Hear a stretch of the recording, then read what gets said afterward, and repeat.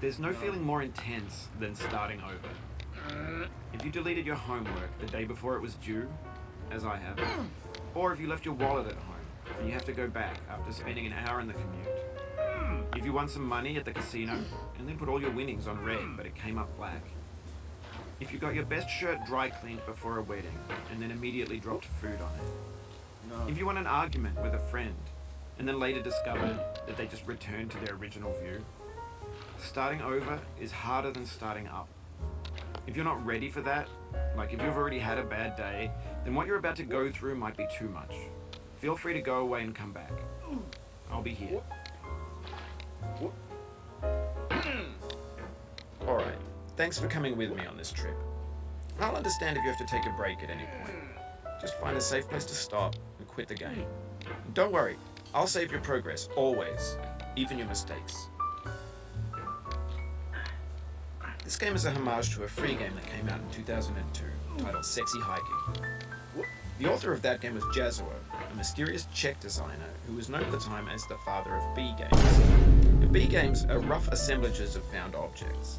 Designers slap them together very quickly and freely, and they're often too rough and unfriendly to gain much of a following. They're built more for the joy of building them than as polished products. In a certain way, Sexy Hiking is the perfect embodiment of a B game. It's built almost entirely out of found and recycled parts, and it's one of the most unusual and unfriendly games of its time. In it, your task is simply to drag yourself up a mountain with a hammer. And that act of climbing, in the digital world or in real life, has certain essential properties that give the game its flavor. No amount of forward progress is guaranteed. Some cliffs are too sheer or too slippery, and the player is constantly, unremittingly in danger of falling and losing everything. Anyway, when you start Sexy Hiking, you're standing next to this dead tree that blocks the way to the entire rest of the game. It might take you an hour to get over that tree, and a lot of people never got past it. You prod and poke at it, exploring the limits of your reach and your strength, trying to find a way up and over. And there's a sense of truth in that lack of compromise. Most obstacles in video game worlds are fake. You can be completely confident in your ability to get through them once you have the correct method or the correct equipment or just by spending enough time. In that sense, every pixelated obstacle in Sexy Hiking is real. The obstacles in Sexy Hiking are unyielding, and that makes the game uniquely frustrating. But I'm not sure Jazzuo intended to make a frustrating game. The frustration is just essential to the act of climbing, and it's authentic to the process of building a game about climbing. A funny thing happened to me as I was building this mountain.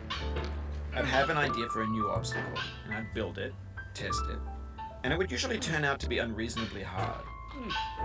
But I couldn't bring myself to make it easier.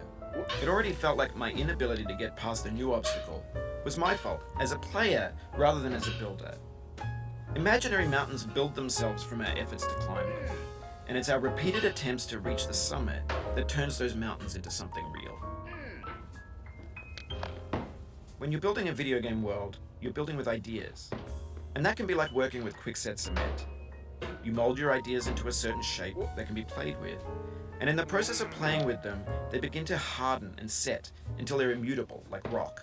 And at that point, you can't change the world, not without breaking it into pieces and starting fresh with new ideas. For years now, people have been predicting that games would soon be made out of prefabricated objects, bought in a store and assembled into a world. And for the most part, that hasn't happened, because the objects in the stores are trash. I don't mean they look bad or that they're badly made, although a lot of them are. I mean they're trash in the way that food becomes trash as soon as you put it in the sink.